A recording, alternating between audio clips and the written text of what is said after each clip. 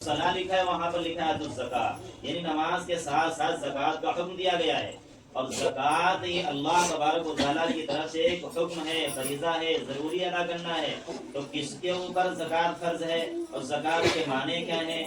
ज़कात की अहमियत क्या है, ये तो है अपने आदमियों से, अपने शोहरों से जो है ये बातें सुनने की है कि अगर हमको मालूम नहीं है, मस्जिद के अंदर बयान होते हैं तो उसमें जुमा की अजान नमाज से पहले आदमियों को भेज दिया जाए और कहा तो जैसे कह दिया जाए कि वहाँ पर क्या होता है, कुछ बातें हमें भी बता दीजिए। तो इस एतबार से ये दीन की बातें जो बिल्कुल उर्दू पढ़ना भी नहीं जानती हैं उन तक ये बातें पहुँच जाती हैं। तो आप अल्लाह तबारक व तआला ने फरमाया कि ज़कात अदा करना हर मोमिन मर्द और मोमिन औरत के ऊपर जरूरी है।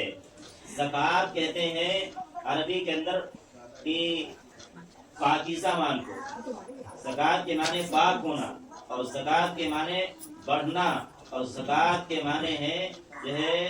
बिल्कुल पाक साफ हो जाना। तो ये दो माने हैं ज़कात के, एक तो ज़कात के माने बढ़ना और दूसरे ज़कात के माने पाक साफ होना। तो जो आदमी है, जो औरत अपने माल की, अपने जेवर की या अपने प्रॉपर्टी की ज़कात अदा करती है तो वो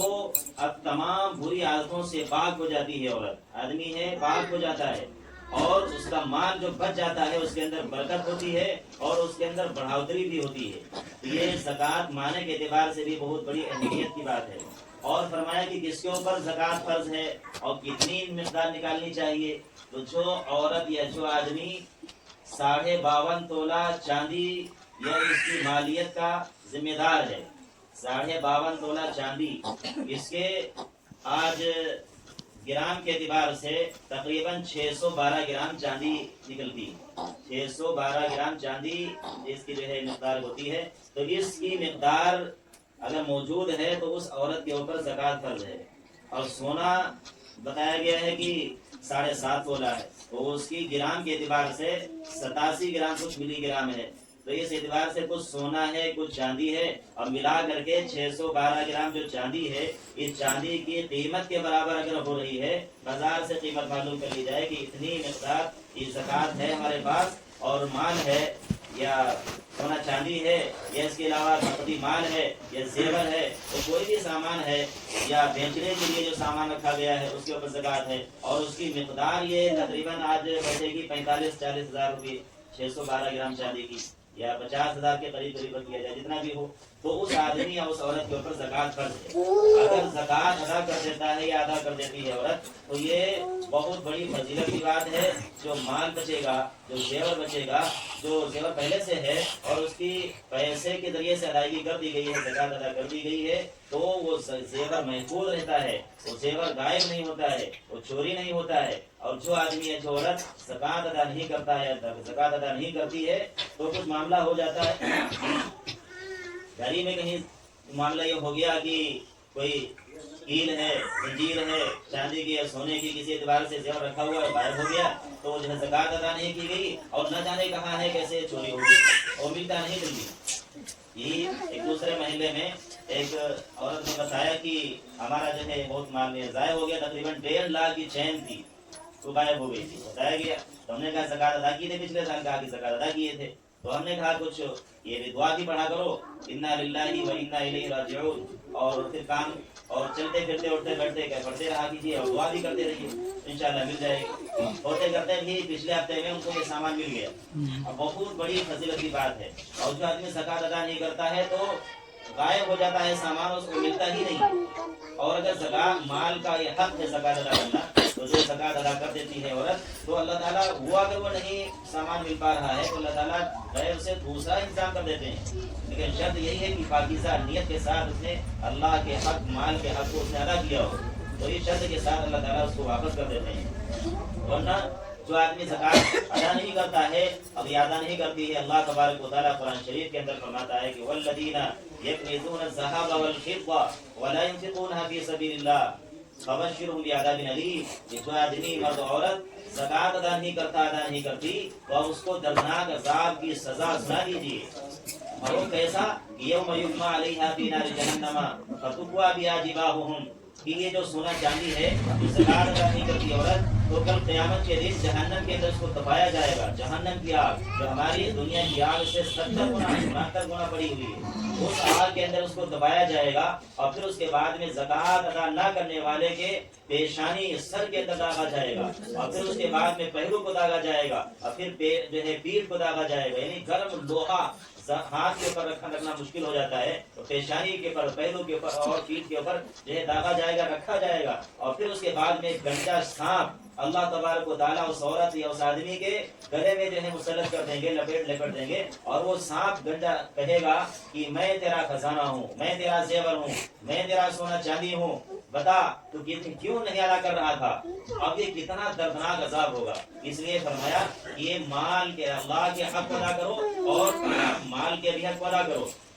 مال کے حق جو ادا کرتا ہے تو اللہ تبارک و تعالیٰ تمام قبر کے عذاب سے, حشر کے عذاب سے اور جہنم کے عذاب سے محفوظ کر لیتا ہے. اور اگر زکوٰۃ ادا نہیں کرتا ہے تو بہت ہی بڑا اس کو جو ہے اللہ کی طرف سے اس کی دنیا کے اندر بھی حالات آتے ہیں اور وہ سامان چوری ہو جاتا ہے اور نہ جانے حالات آتے ہیں, سب طرح کی باتیں آتی ہیں. تو اس اعتبار سے ہم اور آپ کوشش کریں کہ زکوٰۃ جو بھی اللہ تعالیٰ نے مال و دولت سے نوازا ہے تو زکوٰۃ کی ادائیگی ضرور کریں. ایک دیہات کے ایک ساتھ تھے رہنے والے محمد صلی اللہ علیہ وسلم کے پاس آئے اور انہوں نے عرض کیا کہ یا رسول اللہ, ہم غریب ہیں, گاؤں دیہات کے رہنے والے ہیں, تھوڑا بہت زمین ہمارے پاس ہے, کام کاج کرتے ہیں, تو اس اعتبار سے آپ ہمارے حق میں دعا کر دیجیے کہ ہماری دنیا صحیح ہو جائے, ہمارے کاروبار کے اندر جو برکت ہو جائے, ہماری چند بکریاں ہیں وہ کاروبار ہمارا بڑھ جائے. چنانچہ آپ صلی اللہ علیہ وسلم نے کہا, اس آدمی سے کہا کہ یہ دعا نہ کرو بلکہ یہ دعا کراؤ کہ ہماری قبر صحیح ہو جائے, آخرت ہماری صحیح ہو جائے, مرنے کے بعد کی زندگی ہماری صحیح ہو جائے, اس کے صحیح کروانے کی دعا ہم سے کرواؤ. یہ زندگی صحیح ہو جائے اس کی دعا نہ کراؤ کہ دنیا صحیح ہو جائے. مال و دولت جب آتا ہے تب آدمی اسی کے اندر پھنس جاتا ہے مال و دولت کی محبت میں اور اس کے حق کو ادا نہیں کرتا ہے. ضائع کرنے کی وجہ سے انسان دنیا کے اندر بھی برباد ہو جاتا ہے. تو اس آدمی نے کہا کہ یا رسول اللہ, میں بہت غریب ہوں, میرے لیے یہی دعا کر دیجیے کہ میرے مال میں برکت ہو جائے. چنانچہ آپ صلی اللہ علیہ وسلم نے دونوں ہاتھ اٹھا دیے اور فوراً ہاتھ اٹھا کر کے دعا کی. اس آدمی کا نام تھا ثعلبہ. چنانچہ وہ گیا اور ایک سال کے اندر بہت بڑا مالدار آدمی ہو گیا, اپنے گھر میں مالدار ہو گیا. بکریاں تھیں, بکریوں نے جو بچے جمے اور پھر اس کے بعد میں ریوڑ ہو گیا. تو جو بکریوں کا ذمہ دار ہو, 40 بکریاں ہوں اور چڑھنے والی ہوں, تو اس کے اوپر زکوٰۃ فرض ہوا کرتی ہے. اب جب زکوٰۃ فرض ہو گئی, اللہ کا حکم متوجہ ہو گیا, تو آپ صلی اللہ علیہ وسلم نے ایک صحابی کو بھیجا, کہا کہ جاؤ اس آدمی کے پاس جس کے لیے ہم نے ایک سال پہلے دعا کی تھی, جاؤ اس آدمی کے پاس زکوٰۃ وصول کر کے لاؤ. جب آپ صلی اللہ علیہ وسلم کا قاصد اور ایلچی, زکوٰۃ وصول کرنے والا آدمی, بندہ اور صحابی وہاں جب پہنچے, وہاں اس آدمی کے پاس زکوٰۃ لینے کے لیے, تو اس آدمی نے کہا دیکھو آج بھیڑ بھاڑ زیادہ لگی ہوئی ہے, آج ہمارے پاس ٹائم نہیں ہے, کل کو آنا, کل ہم زکوٰۃ دے دیں. چنانچہ صحابی واپس آ گئے. دوسرے دن جب پھر گئے, جب وہاں پر دیکھا کہ بھیڑ بھاڑ لگی ہوئی ہے, کہا کہ آپ صلی اللہ علیہ وسلم نے مجھے بھیجا ہے زکوٰۃ کا ٹیکس اور وصول کرنے کے لیے, اور آپ مجھے دے دیجیے کتنا مال بننا ہے. تو کہا کہ ایسا ہے, آج بھیڑ بھاڑ ہے اور ابھی اپنے حساب نہیں لگایا ہے, کل آئیے. تیسرے دن جب گئے وہی صحابی, تو تیسرے دن اب یہاں دیکھیے کہ مال کی محبت, بکریوں کی محبت, زیور کی محبت, چاندی سونے کی محبت, یعنی دنیا کے اندر جو بھی کچھ پراپرٹی ہے اس کی محبت انسان کے دل میں سما جاتی ہے. اور اللہ تبارک و تعالیٰ جو ہے آپ صلی اللہ علیہ وسلم بھیج رہے ہیں قاصد کو, یہ نہیں خبر کہ کون آ رہا ہے, کون ہمارے پاس چندہ کرنے کے لیے آ رہا ہے, اور کس نے بھیجا ہے چندہ کرنے والے کو, اور کس نے بھیجا وصول کرنے والے کو, یہ کچھ خبر نہیں ہے. اور تیسرے دن جب وہی صحابی جاتے ہیں تو تیسرے دن بھی یہی کہا کہ آج میرے پاس بھی وقت نہیں ہے, آج بھی مشغولی زیادہ ہے, حساب کتاب لگایا نہیں ہے, اور ہم حساب کتاب لگا کر کے کل پرسوں خود لے کر آپ صلی اللہ علیہ وسلم کے پاس آپ کے خدمت میں عرض کر دیں گے, پیش کر دیں گے, اس لیے آج بھی ہمارا وقت نہیں ہے. 3 دن لگاتار آپ صلی اللہ علیہ وسلم کے قاصد اور ایلچی وہاں پر پہنچتے رہے, اور تینوں دن وہ جو ثعلبہ نام کا آدمی تھا جس کے پاس زکوٰۃ واجب تھی اور وہ زکوٰۃ ادا نہیں کر رہا تھا, تو اس آدمی نے یہ کہہ دیا تھا کہ ہمارے پاس ابھی وقت نہیں, بعد میں ہمارے پاس جب وقت ہوگا تو ہم خود حساب کتاب لگا کر کے آپ صلی اللہ علیہ وسلم کے خدمت میں لا کر کے پیش کر دیں گے. تو تینوں دن ہی جواب دیا کہ آج ہمارے پاس ٹائم نہیں ہے, یا ہمارے پاس ٹائم نہیں ہے. وہی قاصد وہی ایلچی پوری بات آپ صلی اللہ علیہ وسلم کی تینوں دن کی بات بتا دی, کہا کہ ایسا ایسا ہمارے ساتھ معاملہ ہو گیا ہے. چنانچہ آپ صلی اللہ علیہ وسلم بیٹھے تھے, اور آپ صلی اللہ علیہ وسلم نے وہیں پر جس مجلس میں بیٹھ کر کے اس آدمی کے حق میں دعا کی تھی, مال میں برکت ہونے کی, بکریوں کے اندر برکت ہونے کی, تو اسی مجلس کے اندر بیٹھ کر کے آپ صلی اللہ علیہ وسلم نے زکوٰۃ کا فریضہ ادا نہ کرنے والے کے حق میں بددعا فرمائی ہے اور یہ کہا کہ ہلاک ہو جائے، برباد ہو جائے، وہی ثعلبہ یا وہی ثعلبہ، یہ 3 مرتبہ نام لے کر کے ثعلبہ کا نام لے کر کے آپ صلی اللہ علیہ وسلم نے بددعا کی تھی اور بددعا کر دی. پھر اس کے بعد میں آپ صلی اللہ علیہ وسلم نے جو بددعا کی تو اس کے ہلاکت و بربادی میں کس کے لیے کیا شک ہے؟ تو آپ صلی اللہ علیہ وسلم نے بددعا کی، فوراً بددعا لگ گئی. بس 2-4 دنوں کے اندر سے فوراً جو ہے اس کا مال گھٹنا شروع ہوا، بکریاں جو ہے مرنا شروع ہو گئیں اور جو ریوڑ تھا گھٹنا شروع ہو گیا اور جو بھی کاروبار وہ کر رہا تھا وہ نقصان ہی نقصان. اتنا کمانے والے، اتنا نوکر چاکر کرنے سے کام دھام کرنے والے تھے، خادم لوگ تھے، لیکن اس کے باوجود کچھ مال کے اندر بڑھوتری نہیں ہو پا رہی تھی اور فوراً گھٹنا شروع ہو گیا. ایک وقت یہاں تک آیا، یعنی آپ صلی اللہ علیہ وسلم کی زندگی میں دوبارہ پھر وہ شخص آیا، لیکن آپ صلی اللہ علیہ وسلم جو ہے ناراض تھے. جب ناراض تھے تو وہ آدمی پھر چلا گیا. آپ صلی اللہ علیہ وسلم کے پاس وہ آدمی پھر وہی ثعلبہ لے کر کے مال آیا تھا اور کہا تھا کہ یہ مال آپ نے ہم کو یہ زکات وصول کرنے کے لیے جو بھیجا تھا، یہ مال زکات کا قبول کر لیجیے. آپ صلی اللہ علیہ وسلم چونکہ جو ہے سخت ناراض تھے، اس وجہ سے کوئی توجہ نہیں کی تو چہرہ پھیر لیا. ادھر دائیں طرف آیا تو آپ صلی اللہ علیہ وسلم کا چہرہ بائیں طرف کر لیے اور بائیں طرف آتا تھا تو اپنا چہرہ جو ہے دائیں طرف کر لیا کرتے تھے. یہاں تک کہ آپ صلی اللہ علیہ وسلم کے ناراض ہونے کی وجہ سے وہ آدمی چلا گیا اور جب چلا گیا دوبارہ بھی اگر آج چلا تھا تو آپ صلی اللہ علیہ وسلم اس کو معاف کر دیتے، لیکن پھر دنیا کی محبت ملا کر کے پھنس گیا اور دوبارہ پھر اس کو موقع نہیں ملا آنے کا. اگر دوبارہ چلا تھا تو آپ صلی اللہ علیہ وسلم اس کو معاف کر دیتے، لیکن دوبارہ آیا نہیں اور پھر کاروبار کے اندر جو ہے محنت کرنا شروع کر دیا اور جو ہے بچنے کے بجائے بڑھنے کے بجائے وہ کاروبار اس کا ٹھپ ہونا شروع ہو گیا، گھٹنے لگا، یہاں تک کہ سارا کاروبار بیکار ہو گیا اور پھر اس کے بعد میں بھیک مانگنے لگا، یہاں تک کہ جنگلوں کے اندر وہ چلا گیا. اور پھر اس کے بعد میں کیا ہوا،